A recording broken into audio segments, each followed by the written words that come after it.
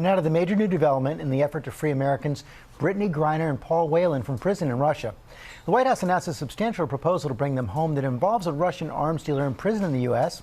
White House spokesman John Kirby will join us in a moment after this report from senior White House correspondent Mary Bruce. Good morning, Mary. Good morning, George. Well, this is a risky gamble for this White House, announcing they have made a, quote, significant proposal to try and secure the release of these two Americans from Russia, Brittney Griner and Paul Whelan. But this morning, it is not clear if this public pressure on Moscow is going to help or hurt the chances of their release. This morning, high-stakes diplomacy out in the open. We put a substantial proposal on the table weeks ago to facilitate their release.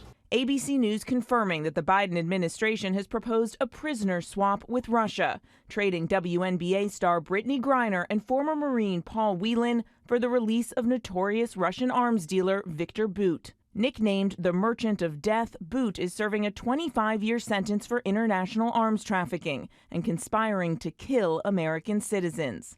A source confirms the Department of Justice initially opposed his release, but President Biden himself approved the plan. He was not only directly involved, he signs off on any proposal that we make. The White House, worried about jeopardizing the deal, is declining to confirm any details of the proposed plan or the swap of Bout.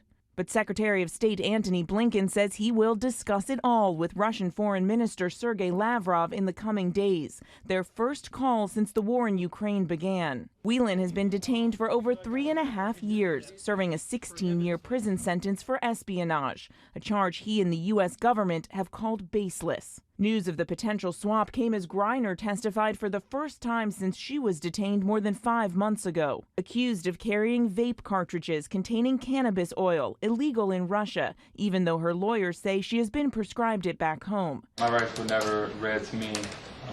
No one explained any of it to me. I didn't know exactly what I was signing. Reiterating that she had forgotten the cartridges were in her bag, that it was an honest mistake. I did not plan or have the intent to bring any cannabis or banned substance to Russia. Griner's Russian lawyer says a swap is possible only after the court reaches a verdict, which is expected early next month. Left out of the White House's announcement, detained American teacher Mark Fogel, seen here in video from Russian authorities. Fogel was sentenced last month to 14 years for similar drug charges.